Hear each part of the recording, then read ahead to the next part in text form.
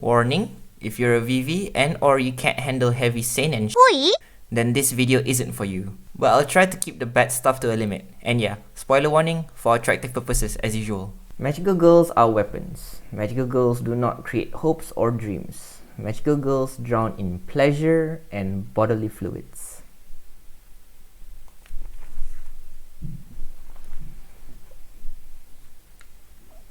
Not magical girls again.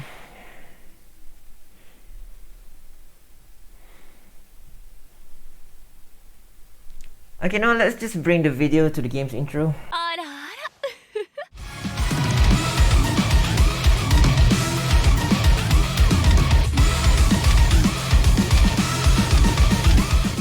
This is how I would describe the authors of any story that has this kind of bad text.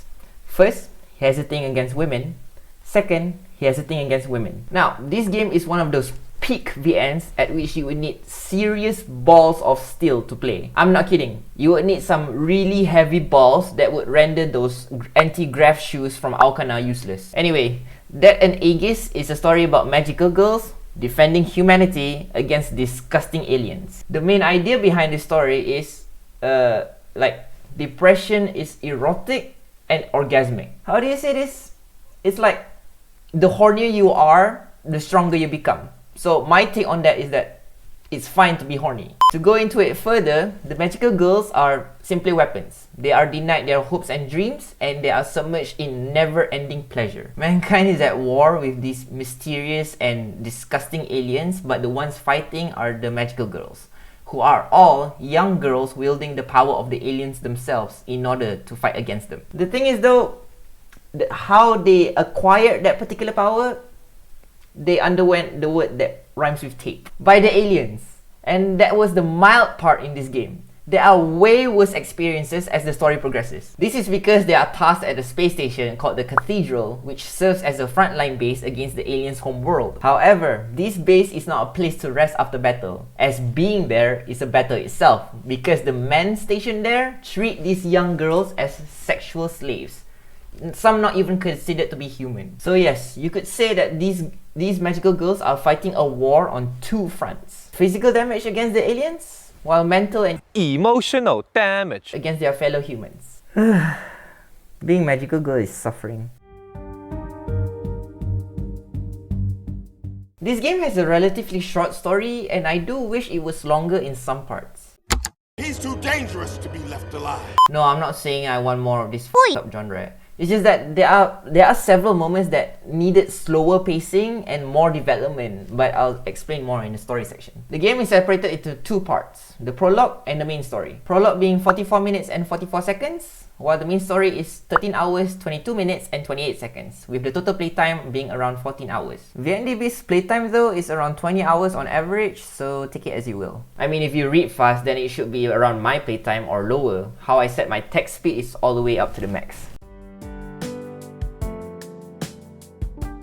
The resilient, tolerant, and remarkable MC, the dumb and sometimes annoying meathead, and the noble and selfless idol. Okay, so we have a waifu named Izuka Minori as the MC, and oh my god, if I could generalize her, she is that one person who has a ton of mental strength. What I mean by that is, considering how much she's gone through in the story, I'm surprised she did not break in the early parts of the game. But I guess there wouldn't be a story if she did, but whatever. She's also considerate and selfless, as she would rather be the one to go through torture than her friends. Furthermore, she would even stand up for the dignity of other characters. In this story full of inhuman aspects, Minori represents the small part that is being a human. As a magical girl, she usually deals close range damage and has high speed, so she's normally the vanguard in her group. Next, we have Kisaragi Nana, the dumb yet considerate big-breasted girl. Now, I can't believe I'm saying this, but I don't like this girl much. She pretty much follows the idiot girl trope, and sometimes it's a bit over the top and annoying to me. When she was first introduced, I didn't like her, but she kind of grew on me. Then at one point, I was like, you boy.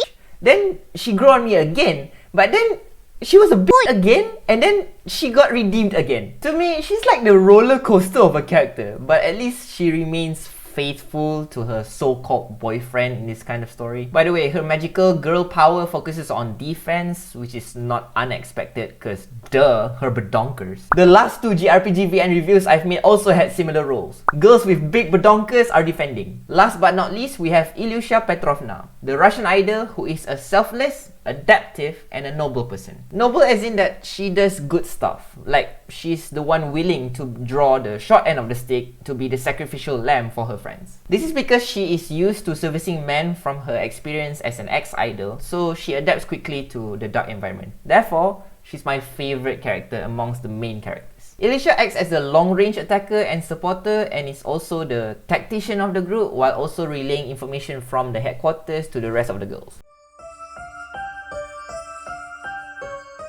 Now, there are not that many characters to begin with, so I'll just list them all. The useful asshole, the Prince Charming, the horny pervert, the emotionless yet cruel doctor, the useless character, the complete trash of an asshole, the actually good character despite being an ugly bastard. What? What the f? No, really, I actually like him as a character. The quote-unquote, I don't know how to describe this character. The do-gooder hero trope idiot. And lastly, best girl, the mature and smart waifu. Wait, she looks familiar. Oh, no wonder she's best girl. Stop making this muting individual section. Oh my f***ing god, just stop it, seriously. After that, we have the battle moments, which might bother some of you guys because it's a bit too shaky for me. I didn't find it to be a bother at first, but then I got used to it. And that's pretty much the complaints I have for the technical stuff. As for the good parts, I like that they put an option for you to choose the character's voice for the system's voice. Like when you do something in the homepage or whatever, the voice will react to it. あら、構いませんことよ。私がご案内いたしますわ。いろいろありますが、特に読むスピードは大事ですわ。Always like that feature. Next. Interestingly, the game only has window and full screen options, but the full screen feature is treated like a border list, since I can still access stuff on my second screen without getting kicked out of the game. Lastly, in the gallery section, there is this minigame section with each character representing a different game. I'm sorry I can't show it because of the lewdness, but it includes picture puzzle, card games, and mahjong or something. Translation. I did not encounter any grammatical errors if I recall correctly. Like, reading everything was smooth. So, yeah. I find it hilarious though because this game with this kind of genre has good translation while some normal VNs get grammar mistakes sometimes. Translators got priorities. Bringing back my version of the plot pyramid, for this story, let's get rid of these parts and replace with these. Bruh. I'm not joking, most of the parts of the story involve the orgasm. Seriously. As for the story direction, you'll get 3 choices, but after the 3rd choice, you'll get access to the 4th choice, if you have chosen a particular option in that 3rd choice. There are 3 endings to the main story: the bad ending, the good ending, and the true ending, with the true ending having slightly different versions. I'll explain more in the story section. Now, I went in blind because I could not find a guide, but based on my experience, you need to f*** up the first 2 choices in order to get into the bad ending. If you didn't f*** up, then you proceed to the 3rd choice, at which you are able to get into the true end already. If you choose the wrong option, then you will get the 4th choice afterwards, and at that moment, the direction of the story will lead you to either the good ending or the second version of the true ending. Now, I don't know if this experience of mine is the correct guide, so for those that know, please let us all know in the comment section down below. I've mentioned that there are 2 versions of the true end. What I mean by that is just some slightly changed scenes in the story when heading towards the ending. But in the end, it's still the same. Nothing's changed. Though I do think that the 3rd choice's true end is the better version. Which leads us to the bad parts of the story.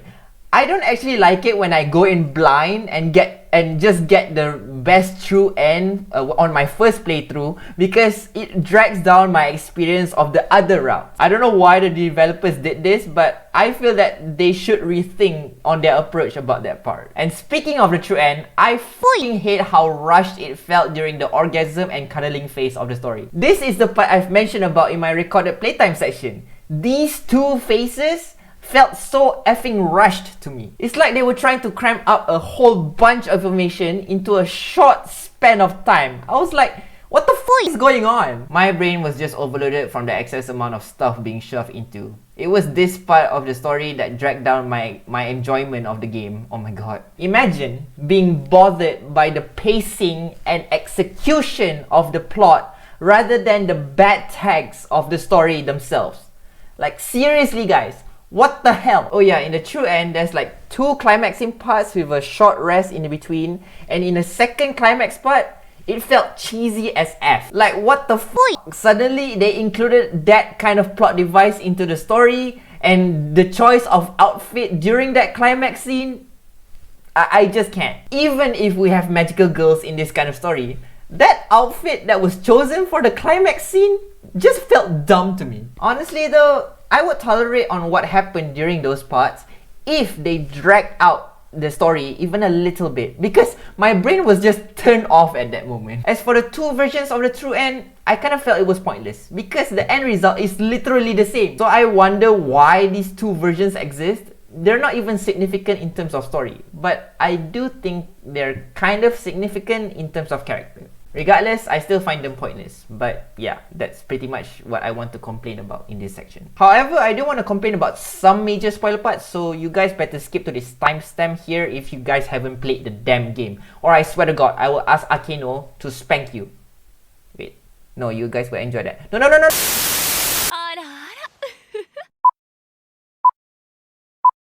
Okay guys, at some point I just hate it when Illusia was gone in the true end. Like after what happened to her, I just felt that the story was dragged down in terms of quality to me. And then I had to deal with Nana. Like, ugh! I really did go like, oh you effing bitch at one point. But then she was okay to me again after that scene. Then I was like, oh you effing traitorous dumb bitch. And then her final moments redeemed her. I don't know, she's a character that confuses me. I don't know what I'm supposed to feel about her. Am I supposed to hate her? Am I supposed to like her? God damn it, author. But yeah, I do feel like she was redeemed at the very end. So I'll let it slide. Now, for the good parts. Wow, I actually did not expect that I would like this kind of story despite it having those bad tags. I mean, each character gave meaning to Minori as she progresses through the story, except for one, which is this guy, whom I've mentioned that he was just a useless character to me. Like, he's just there. He doesn't even have an impact on me. And the story would be just the same without him. And speaking of characters, the ugly bastard here, Commander Kinnison? Holy, I can't believe I'm saying this, but what the F? He's actually a likable character. No cap, for real. He's actually a fucking likable character with a simple goal, and he would actually do anything to achieve that goal without putting personal feelings in mind. Though he does show his human desires from time to time, but it doesn't affect his judgment. Like, damn, this ugly bastard is an exception to the trope of UBs. I'm impressed, to be honest. As for the story routes, the bad end occurring in the middle of the orgasm phase in the common route was good enough in terms of quality. Short in length, but it's good enough, which is never ever what she said. Bad ends would not be wanted to be long anyway, so I'm fine with it. The good end, on the other hand, is thankfully longer in terms of length, but I still think it felt shorter when compared to the true end. Regardless, I find that the good end itself is better than the true end for me personally, probably because that it involves best girl more. And the fact that it's a better outcome for the characters in general, in my opinion. Still, I do think that the true end is best for the story. I also like that the game pulls its punches when it comes to the dark moments and the gore. They did show a bit in the beginning, then those dark moments will feel meh in the middle, and then it will punch you in surprise. So during those moments, I was like, yeah, that's the goal I've been waiting for. So yeah, I see it as a build-up sort of thing, which is a good thing. This story has its surprising moments. As for the battles, well, I did find some to be confusing, but all in all, they're good enough. I did like the execution of the battles themselves, with good art direction. The design of the aliens though, initially I thought it was mildly creepy, but after some point in the orgasm phase of the common route, there'll be even more gory designs, so just wait for them.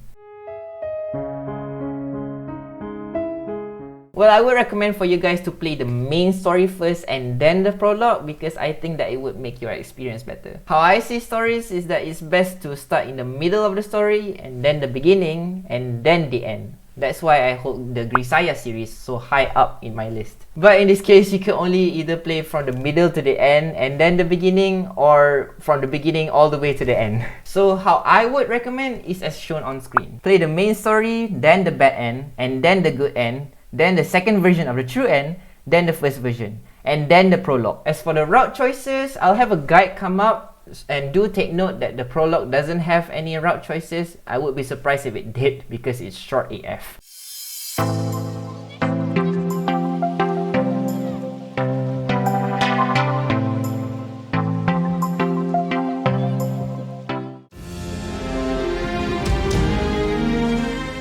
Now, normally I don't have a section for music, but damn, the music in this game is just amazing. And it plays with the art direction so well. Like, take a listen to this main menu soundtrack.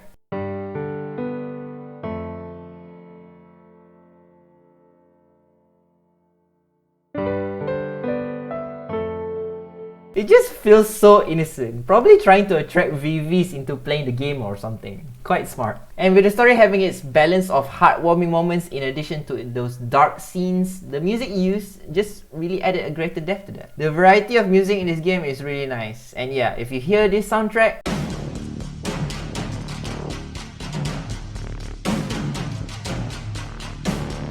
just get ready for shit to go down.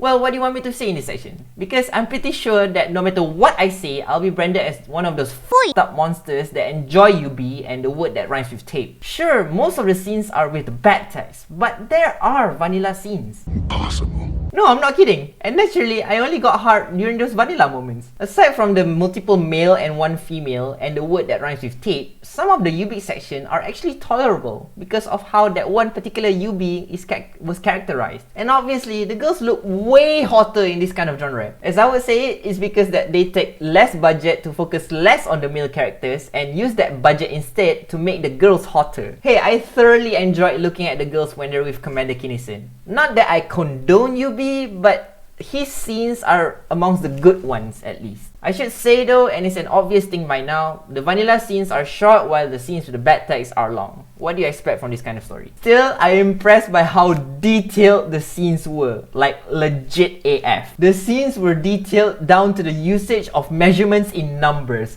I just laughed during those moments. To conclude, I don't think that the author for this story not only hates women, but I think he hates humanity in general. And I do sometimes wonder if Japanese authors have a thing for and at the same time against magical girls at this point, but whatever. As for a Degen score, I'll give it an 8 between the 6 to 9 score of my channel. It's actually a good story, and if it wasn't for the terrible pacing and execution of the plot near the ending of the true end, I would have given it an 8.5 to be honest, which is really high for a story that has bad text like this. So if you VVs have the strength or the balls to pop your cherry, then I recommend playing this. A good dark story is the best choice for the first experience than a great dark story, because you won't set a really high standard for the other dark stories when you read them. Anyway, that's all from me. Hope you guys can like and subscribe if my content is degenerate enough. Later, Degens.